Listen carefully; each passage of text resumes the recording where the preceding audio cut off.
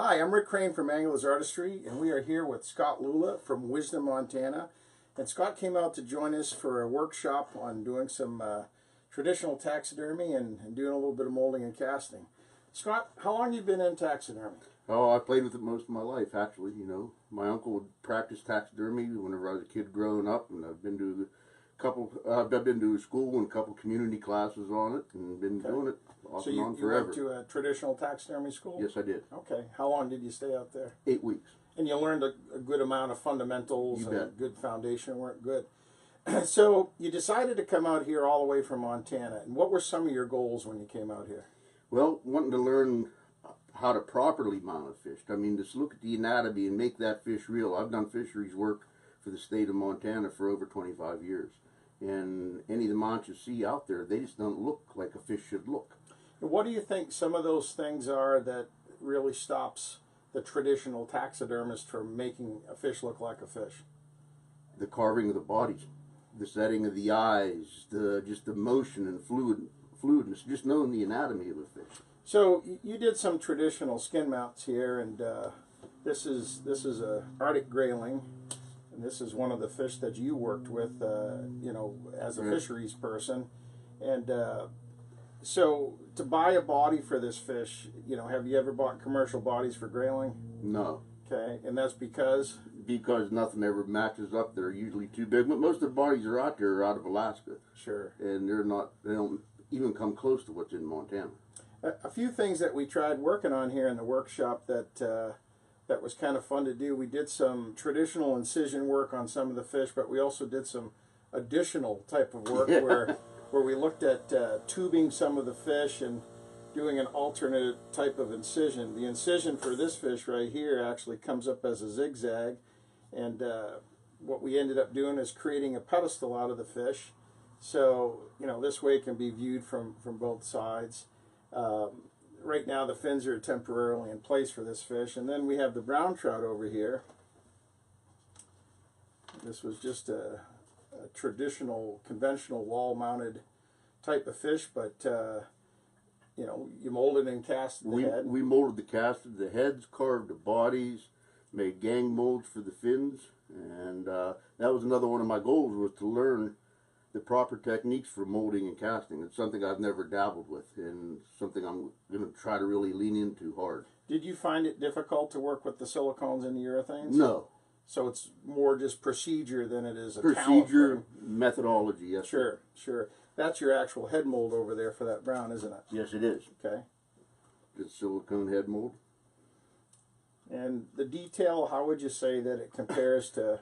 There's nothing on the market. This is the real fish. This is the real head. There's nothing going to compare to that. Sure.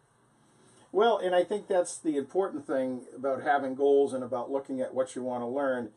There's lots of different ways to do taxidermy. You can buy parts, you can order parts, or you can make your own parts. Did you find it really difficult to make your own parts? Challenging at first, but if you follow the rules, everything falls into place for you. Sure. Methodologies or rules are something that help you work through a procedure and make it repeatable.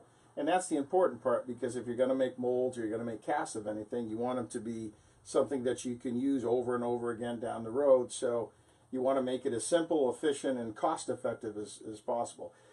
You were talking earlier the other day when we were making some molds that the amount of material you use wasn't as much as what you were thinking, or what most people would think.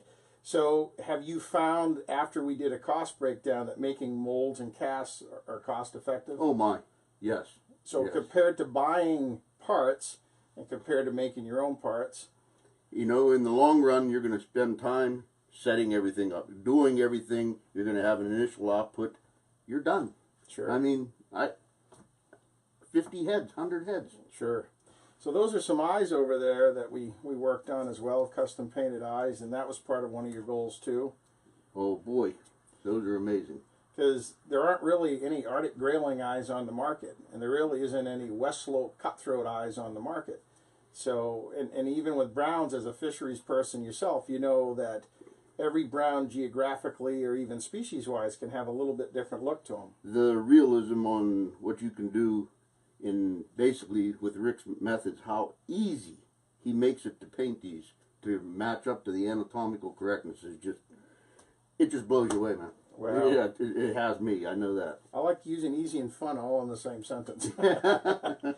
So one of the cool things that was one of your goals that I thought was really kind of ambitious and really impressive is that at some point you're going to be doing some reproduction work for yourself because Correct. you have some really unique species and really unique opportunities to do so. So what we ended up doing is we took our grayling here and we ended up making a mold. So I thought it would be fun if we actually, you know, live, First ever, pull this right out of the mold. So I'm going to give you a hand with this. All right.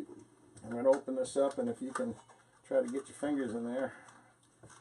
And the first time you pull them, they're a little tough to get out of there at first, but we'll get that out of there. Just give her a little wiggle. They were tough. They are tough. There's a vacuum in there the first time. Here, you want to give her a try, boss? Sure, sure. So just hold it right down the end here.